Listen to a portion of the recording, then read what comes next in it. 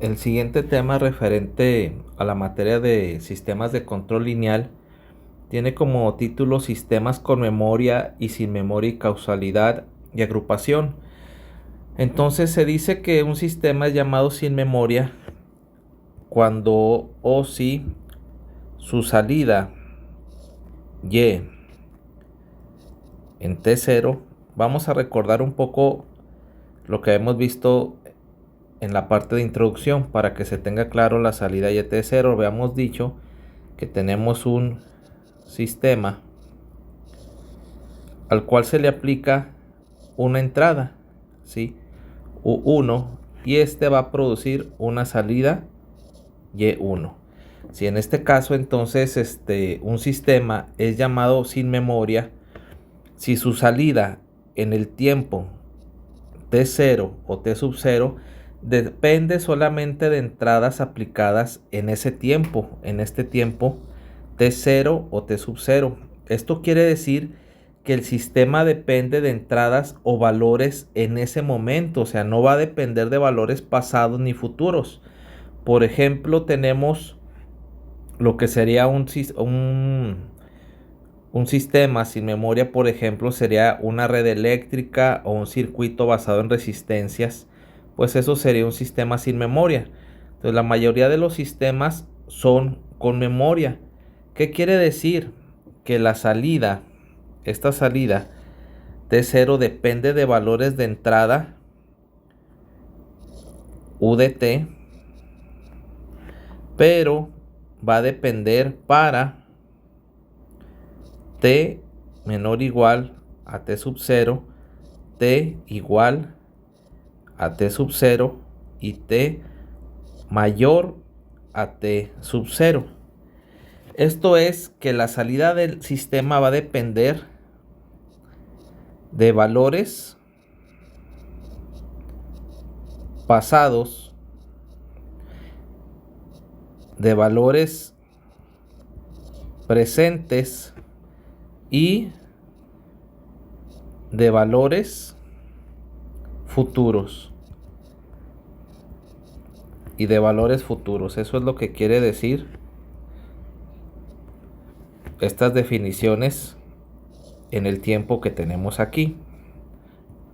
Ahora, ¿esto qué quiere decir? Pues que la salida del sistema va a depender, como lo mencioné, de estos tipos de valores pasados, presentes y futuros. Entonces el ejemplo que vamos a ver es para ejemplos de sistemas sin memoria. En este caso podría ser, por ejemplo, la ley de Ohm. La ley de Ohm, que viene siendo la corriente es igual al voltaje sobre la resistencia. Entonces, si yo quiero saber el voltaje, lo despejo de aquí. Tenemos voltaje es igual a la corriente por la resistencia, ¿sí? Entonces, podemos cambiar estas variables o redefinirlas. Esta vez como la salida en T sub 0, que es lo que acabamos de decir, y será igual a esta variable, la podemos llamar X, la corriente de esos valores que va a tener de entrada en T sub 0 en ese momento por la resistencia, ¿sí? Entonces vamos viendo que en estos cambios de esta corriente aquí va a ir cambiando su salida, ¿sí? Claro, esto es un caso ideal porque como sabemos físicamente, con el tiempo las resistencias pues van cambiando, ¿verdad? Va cambiando su resistencia, su valor en ohm, ya no es lo mismo, entonces eso haría variar el voltaje de salida, pero en un caso ideal, dejémoslo así. Entonces esto sería ya un sistema sin memoria.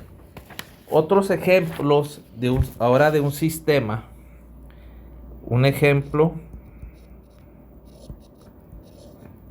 de un sistema, pero ahora con memoria, ¿sí?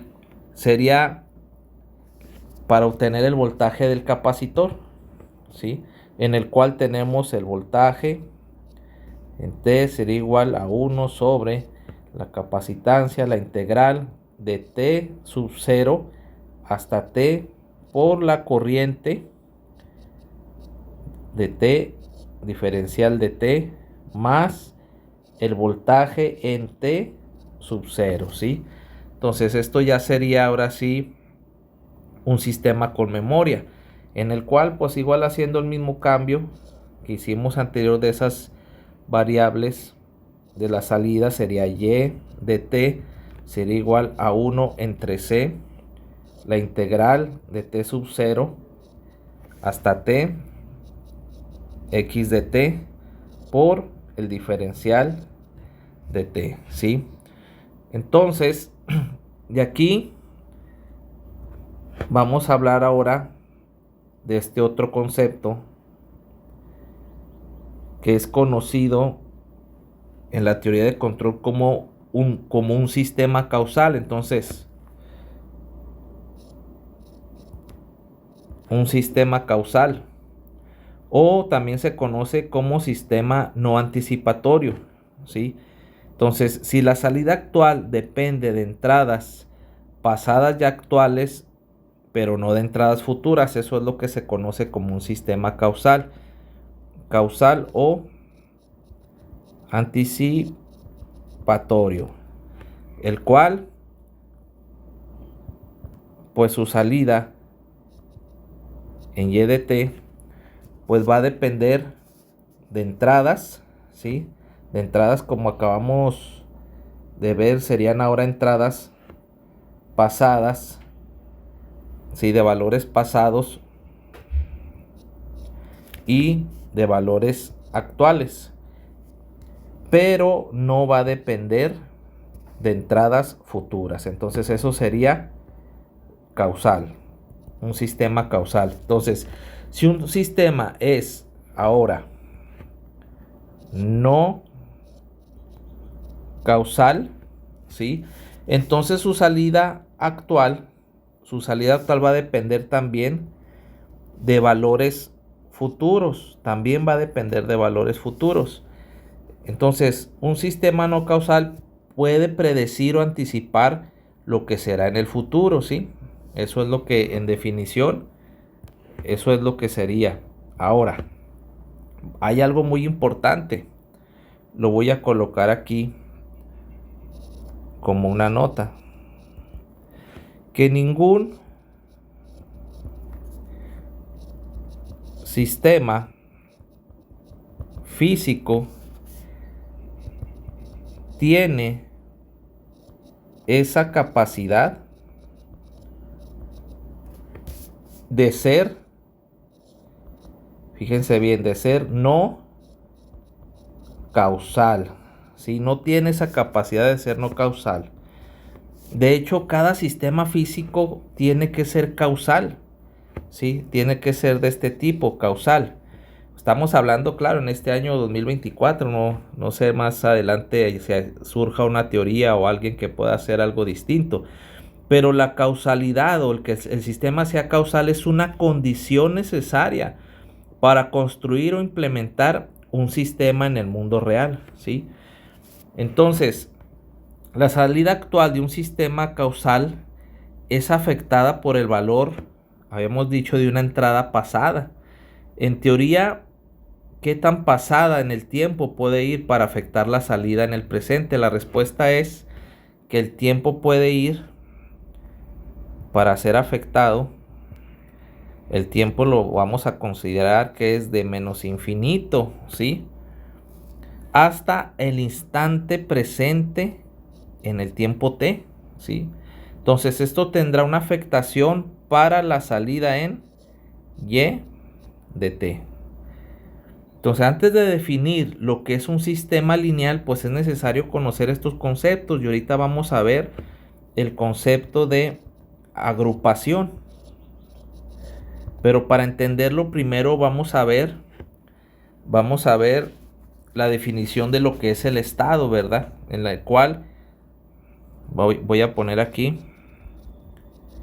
definición del estado en la teoría de control. ¿Y qué nos dice? Nos dice que el estado X de T sub 0 de un sistema T sub 0 es la información que se tiene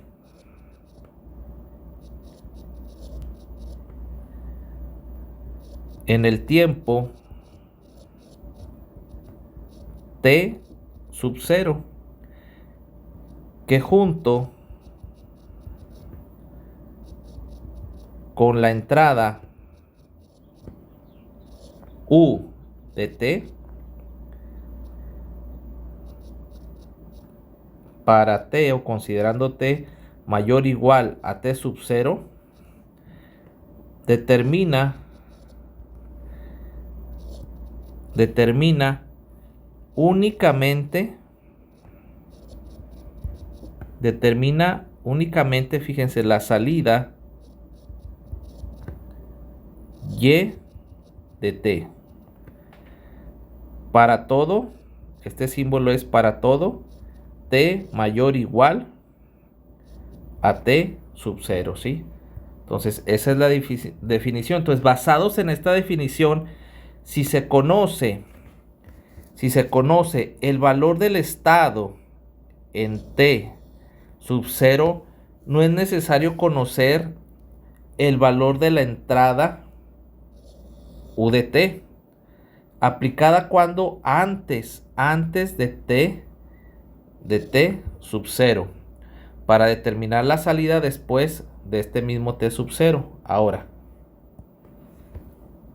en algún sentido, el estado resume el efecto del paso de la entrada en la salida futura.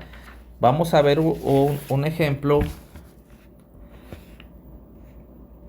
de este sistemas, de esta definición que acabamos de ver. Vamos a ver este ejemplo de esta definición. Bueno, tenemos el siguiente circuito eléctrico, el cual tendrá una fuente, una entrada que vamos a llamar U1, que es la entrada del sistema. O sea, aquí el sistema va a ser este circuito eléctrico, que está compuesto por una resistencia, ¿sí? Una resistencia R1, está compuesto por una bobina que la vamos a llamar L sub 1, y también la vamos a renombrar como X1, y por aquí fluye una corriente por esta bobina, y tenemos un capacitor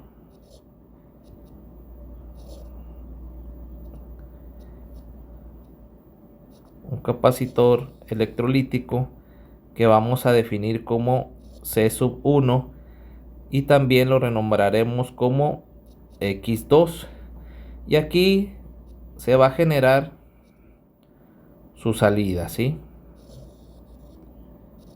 Aquí tenemos su salida. Entonces, en este circuito eléctrico se conoce el voltaje, ¿verdad? Que pasa por este capacitor, y se conoce la corriente que fluye por la bobina. Entonces, para cualquier entrada aplicada U1 después de T sub 0, se puede determinar la salida. ¿Para cuál habíamos dicho? Para T mayor o igual a T sub 0. Así que vamos a definir el vector de estados para esta red eléctrica en un tiempo T sub 0, el cual sería,